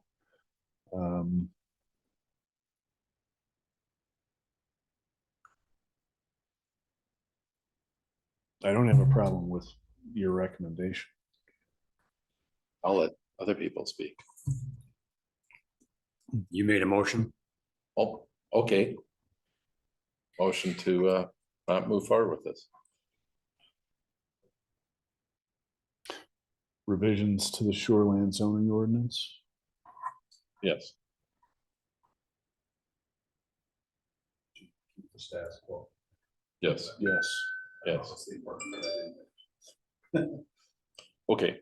Well, I mean, I just want to know what the revisions were. Right. To keep the status quo and not make change. Where's the number of items? Do we need a motion for each one? Not if you go along with that motion. Then the rest of this would be moot. If we do what? Then the rest of the actions would be moot because we wouldn't make any of these changes. Okay.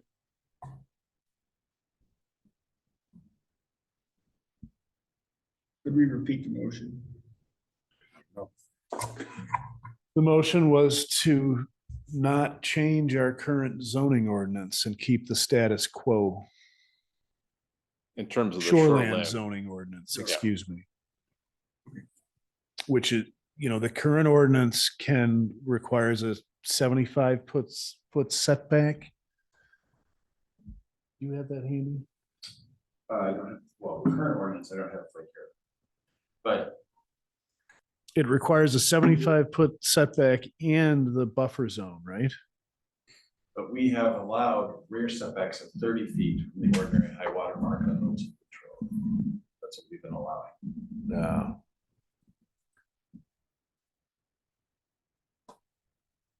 Only in that spot? All lakefront properties that are, you know, that have been annexed. I mean, we haven't had this issue of pre-1984, is it, or 82? 82. Yeah. So there is no impervious area standard in our current shoreland zoning ordinance.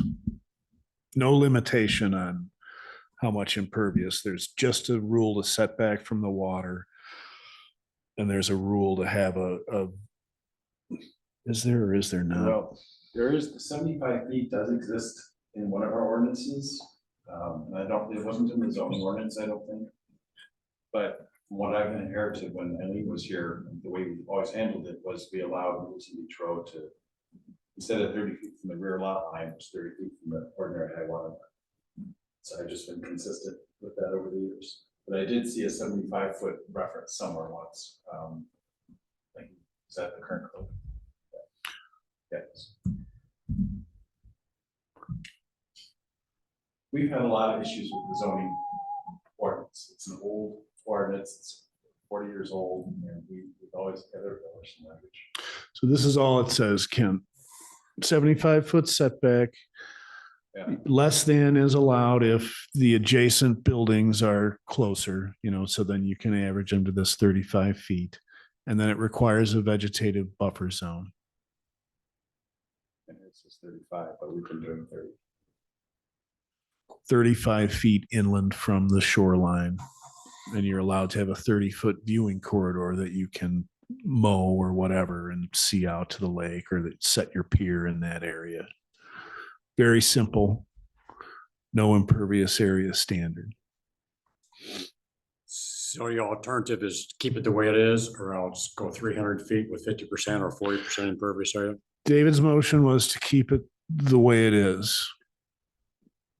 It hasn't been. Alternative is what is in your recommendation is like 300 feet with 50%. The alternative is continuing to work on the rewrite and trying to get that through you guys, through DNR, and then through Plan Commission ultimately.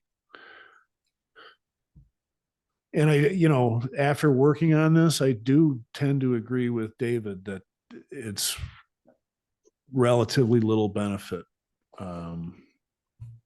We're putting in another layer of reviews and staff time. My appetite has shrunk since I've been here a couple of years. You're getting wore out, huh? You're giving in. And in many ways, the ship sailed 40 years ago Yeah. when Exactly. an ordinance like this would have done a lot to protect the lake. But since it's going to have very little benefit now with the few lots that it might affect. Yeah, I guess I agree with that. It was just otherwise, if we have from scratch, I think we should have a more restrictive one. But if there's only 6 lots, we're going to be affected. Yeah. I wasn't looking at Middleton Beach Road 40 years ago, but I'm sure it looked a lot different. I actually have looked at aerial photographs recently, and yes, it looked a lot different. Is there a second to the motion? Second. All in favor? Aye. Aye. Guess it's unanimous. All right. I have to say, having meetings in this room is very hard for me to get feedback from everybody. I don't know how the city council does things, but. Yeah, I agree. This is not a good room. They just talk over each I mean, other. I have a hard time of people on that side. Well, and these screens don't help anything. No. I don't know, do we have to get closer to the microphone? Well, that probably would help. Do the people of the city council have problems with hearing each other? No, I don't think so, but I think people do speak into the microphone a little bit more. Yeah, I bet. they do. Mhm. Yeah. Part of the problem is just me, I think, Warren. I always see people leaning in to try to hear me. And Just gets the words of wisdom and they want to hear, make sure they get it all. right. We'll get you a head worn mic, so it's right here, and then you'll always be well heard. Is there more things to talk about on this issue? No. Herb brought up something and talked about the comprehensive plan and low impact development. And how does that relate to this? You could comment on more zoning code items. Herb did send an email, and I think the planners would like more specifics. That also kind of plays into the agenda item number 3. Just about everything that I've seen has been a planned development district proposal, because the current zoning ordinance is so out of date.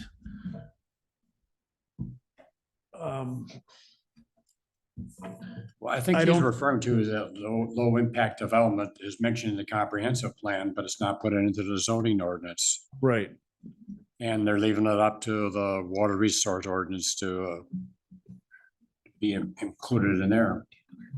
That's a correct statement, right, Mark? You're looking to revisions to the stormwater ordinance to try to incorporate some of these things? Yes. Well, go ahead. Well, we are very interested in Herb's comments and what he has to say, but it would be helpful to have expert people with more expertise than I have to say specifically, these are the sections of the ordinance that are opportunities to make improvements in this specific way. But moreover, it's my understanding from talking with Eric and our consultant that the stormwater ordinance and the subdivision ordinance too, I think would be another way. We're going to redo that next year as well. Those would be places to really target that.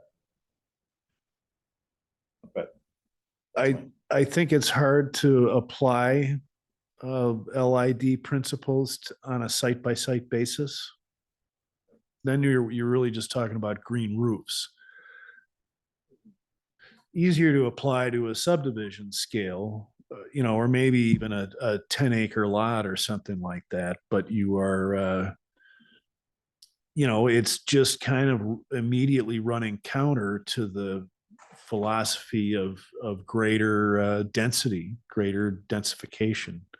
we do have performance standards, a section on the way the ordinance is drafted. There's 9 articles and it's really neatly broken into distinct chapters. And there is a section on performance standards where I think, Herb or somebody could help us identify specific improvements that we could do for the standards. We're all open to that. Certainly happy to incorporate that at this point. And we anticipate we'll have to clean up the ordinance after a few months of experience.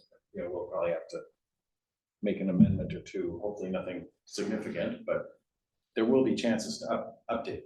We just, at this point, after 2 years, we scheduled a public hearing. It's going to be on November 14th. We're happy to take formal input there as well, make some changes after that as directed by the Plan Commission. And our goal is to take it to the council in December. There's no reason why we can't revisit it again in a few months, which I think we will have to anyway to clean up any errors we made. So there's still time to incorporate any principles, but I'd like to have specific guidance, just like when I reached out to you, Ken, about the type of trees that we should be encouraging in landscaping. That would be, that's the sort of thing we need guidance on. Yeah. When's that going to take place, Eric? Feedback like that. That could take place outside of a meeting, It's outside of. a water resources Yeah. meeting. I mean, we could just work on that.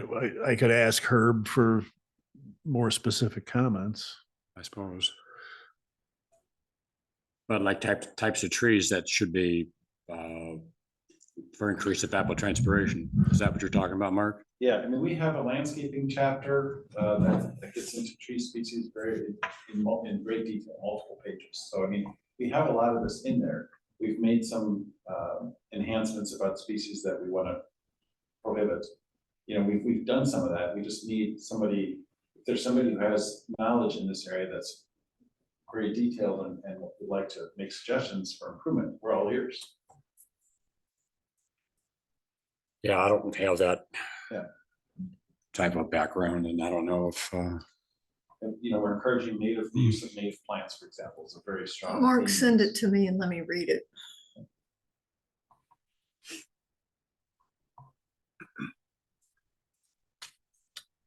Well, there's no more any more action we have to do, Eric? Not for agenda item 4, no. So the next item then is items for November meeting. And can we talk about the salt problem? Is that what we kind of stopped it last February and March, I guess last time we talked about it. Yeah, I stopped putting it on the items for the next meeting. You got That's it. true. Yeah. I haven't gotten a lot of response out of operations. I'm thinking I should get that back this month. I'm just sick of saying that. I think they are making some changes that I just heard about yesterday or Monday, without any recommendation from you guys, and that's just reducing the application rate on the minor streets. So that should reduce usage some. And yeah, we're still looking at it. Sun Prairie had an open house yesterday of looking at their salt and de-icing equipment. I'm not sure if we had anybody go over there from operations. I thought we were gonna get some feedback from someone in the state, I don't know if in DNR or what, about our salt policy. Allison Madison from Saltwise Yeah. was going to come and talk. I wanted to have her make recommendations to Brad Hopwood, operations manager. And that hasn't really happened yet. And we also talked about the possibility of requiring businesses to have certified, or people who apply salt be trained or certified. Or are we, I mean, I'm sorry, but it sounds like we're discussing the agenda item that we're talking about I know. having at the next meeting rather than Yeah. whether we should Yeah. have it on the agenda. I think we're getting too I deep think in we the should have weeds. salt on the agenda. Yeah, Okay, I'll put it on regardless of progress. Okay. Grace, sometime you were gonna give us an update on what you're doing on. Yeah, I would love to do that. I can't be next month. I'm traveling next month, so I will not be able to physically be here. Okay, some other time when Yeah, but would happy when we be have happy to. a space in the agenda. Yeah. Okay.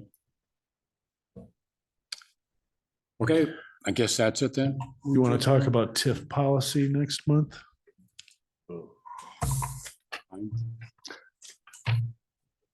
I'm not gonna talk about it. Well, maybe we don't then. Well, yeah, we brought it up, so I guess who would come and you talked about having someone from the city talk about. Bill, I'd ask Abby or yeah, maybe Bill Burns to come. Bill Burns. Yeah, I guess I raised a question before on TIF money for Bell Farms. Okay, Yeah, I guess that would be good to explain it. okay. Okay, meeting's adjourned. So that was the question we had on. For water issues, and we're gonna have water issues that we should know about it. because there's no Yeah.